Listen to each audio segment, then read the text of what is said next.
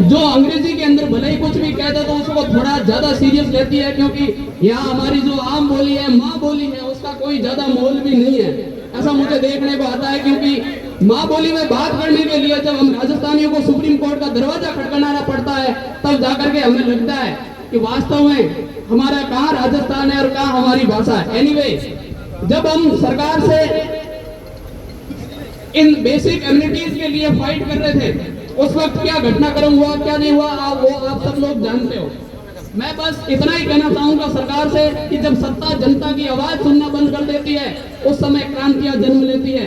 और इस देश में हमने समय समय पर क्रांतियां होते हुए देखा भी है, चाहे वो इंदिरा गांधी की सरकार हो, चाहे वो यूपीए के खिलाफ 2014 के अंदर आया हुआ तूफान हो, या फिर अब इस सरकार के खिलाफ जिस तरीके के हालात बन रहे हैं, उसे देख करके हमें लगता है कि बहुत जल्द इस देश के अंदर एक बार फिर से वही दौर हम देखने वाले हैं जो हमने 2013-14 के अंदर देखा था। और इस क्रांति के अंदर युवाओं को मुख्य रूप से अपना किरदार अदा करना होगा, क्योंकि जब युवा अपने सपने टूटते हुए देखता है, तब जो है वो इतिहास एक अलग तरीके से करवट लेता है। उसमें साहस, संघर्ष और एकता से अपनी बातें मनवाने का जो मादा है, वो युवाओं के अंदर हमें देखने को मिलता है।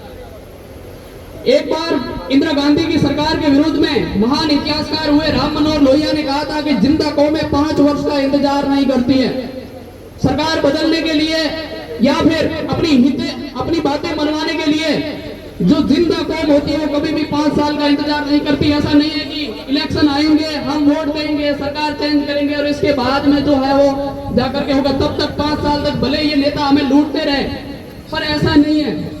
हम सारे जिंदा कौम है और जिंदा कौम जो है वो 5 वर्ष का इंतजार नहीं करती। I repeat, once Ram Manohar Lohia said that जिंदा कौम 5 वर्ष का इंतजार नहीं करती, और अगर इंतजार करते रहे तो ये 5 वर्ष पता नहीं कब आपके 70-80 सालों में बदल जाएगा, इसकी कोई गारंटी नहीं है।